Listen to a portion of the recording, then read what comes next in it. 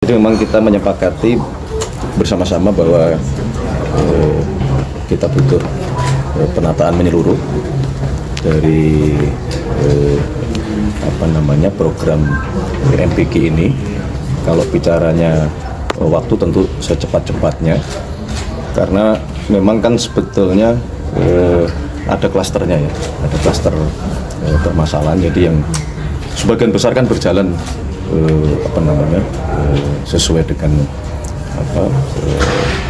mekanisme dan SOP yang sudah ditetapkan, jadi itu jalan terus. Nah, ada klaster-klaster yang memang harus kita tata ulang, kita benahi, termasuk tadi ada satu permohonan yang menurut kami juga bagus untuk kita segera prioritaskan juga di daerah yang 3T untuk bisa secepatnya saudara-saudara kita mendapatkan manfaat dari program makan bergizi gratis ini. Termasuk juga ada peningkatan yang signifikan dalam 2 minggu ini berkenaan dengan penerima manfaat untuk istilahnya 3B ya, untuk ibu hamil, kemudian ibu yang menyusui, dan balita di bawah 5 tahun. Mas, jadi mohon dukungannya, mohon sabarnya untuk kita kerja keras, kita tata ulang semua. Mas, yang dimaksud dengan penataan ulang ini, apakah ketika di satu daerah ada kelebihan jumlah SPPG akan ditutup atau gimana, Mas? Yang dimaksud penataan? Ya pasti salah satunya arahnya ke sana dong.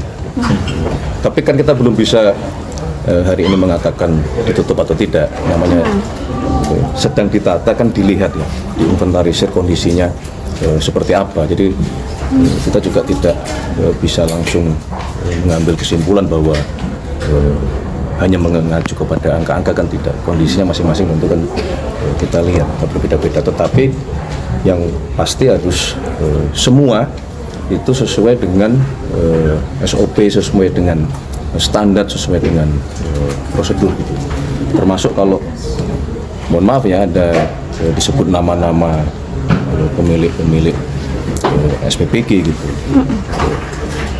Pada dasarnya bukan siapa pemiliknya, tetapi lebih kepada yang tidak boleh adalah melanggar aturan-aturan main atau melanggar SOP-SOP yang sudah ditetapkan. Ada rencana pemangkasan? Termasuk mohon maaf, saya bukan sebagai Mensesnek ya, sebagai kader Partai Gerindra, kan ada juga di bawah-bawah nama partai, tapi yang bisa kami sampaikan mewakili partai bahwa tentu tidak ada instruksi institusional ini. Kalaupun ada yang dianggap kader atau perorangan, yaitu tentu atas ini masing-masing. Sekali lagi, yang tidak boleh adalah melanggar ketentuan atau melanggar aturan. Dan perlu kami sampaikan, di dalam internal partai kami berulang kali menekankan bahwa kepada saudara-saudara yang anggota Partai Gerindra yang memiliki dapur-dapur SPPG untuk harus wajib menjaga kualitas sebagaimana standar yang sudah kita tetapkan. Mas, untuk supplier yang terdampak sama penataan ini, kira-kira tindak lanjutnya apa? Ya nanti kita lihat kan, baru proses ditata. Kemarin yang disoroti masyarakat itu termasuk salah satunya motor untuk kepala SPPG yang masih mangkrak. Semua nanti akan kita lihat ya. Mas, tidak hanya masalah motor, yang lain-lain juga semua kita. Ada pemangkasan anggaran lagi nggak sih, Mas, dari 268 juta ya, triliun yang kemarin? Bukan pemangkasan ya, tapi ya, dari hasil perhitungan kita meyakini bahwa akan ada pengurangan kebutuhan anggaran dari program makan bergizi gratis ini. Makanya kami minta waktu untuk juga menghitung dengan Kementerian Keuangan maupun dengan BGN. Jadi dari proses penataan nanti akan bisa kita hitung dengan lebih cermat sesungguhnya anggaran yang dibutuhkan untuk program makan bergizi ini totalnya menjadi berapa. Termasuk soal insentif 6 juta per hari ke dapur itu juga akan dipertimbangkan. Semua. Kira-kira target penataan Semua. ini rampungnya kapan, Mas? Kita target awal 1 bulan ini harus selesai, ya. Harus sudah selesai. Tapi tentunya kan semua ada dinamikanya ya. Makanya yang pertama tentu tadi kita tekankan adalah yang sudah berjalan ini tetap berjalan, tidak boleh ada gangguan, dan di situ pun juga catatan-catatan perbaikan itu terus tetap harus dilakukan. Yang sudah baik pun juga harus ada pengawasan supaya kualitasnya bisa terjaga. Kita tidak ingin ada penurunan. Mas tadi disebut pembengkakan ya dari 2.000 ke 8.000 ya Mas, dapurnya tadi ya Mas. Itu penyebabnya kenapa Mas bisa bengkak? Tadi kurang jelas. Bengkak 6.000 titik itu Mas Pras disebut sama Yang di 3T. Istilahnya bukan bengkak.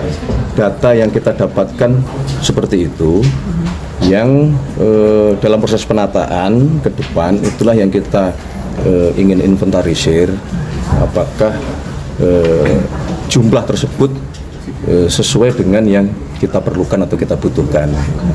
Makanya kami minta waktu untuk mendetailkan itu. Jadi tidak hanya dengan berbasis angka-angka kan, karena kadang-kadang kan ada wilayah-wilayah juga yang memang mungkin secara jangkauan, secara jarak itu mengharuskan jumlah penerima manfaat per satu SPPG itu berbeda jumlahnya dibandingkan dengan yang kondisi yang ideal gitu. Menegaskan tadi Mas Raf, berarti ada sekolah-sekolah yang tadi dianggap elit terus masih menerima MBG nantinya akan di stop gitu ya? Loh ya, nggak langsung juga begitu. Dalam proses penataan itulah kemudian kan terjadi apa yang disebut dengan kesepakatan atau sebuah sekolah ini masuk apakah ini layak atau prioritas untuk menerima MBG atau tidak, kan begitu. Karena memang sejak awal SOP-nya seperti itu. Mas, nasib yayasan. Jangan bertanya langsung nanti langsung stop, langsung ini. Mas, nasib yayasan. Jangan sepenggal begitu. Mas berarti target identifikasi masalahnya sebulan itu atau sebulan udah selesai atau seperti apa ya Mas? Tadi kan banyak ya isu. Loh ya kan perbaikan itu kan setiap hari kan. Ya, kita pasang target waktu itu untuk memacu kita bahwa ini kita harus kerja keras beneran, sesegera mungkin harus selesai kan gitu. Bukan berarti 1 bulan terus baru ngapain, enggak begitu juga kan gitu. Proses pengawasan perbaikan itu kan, monitoring itu kan setiap hari.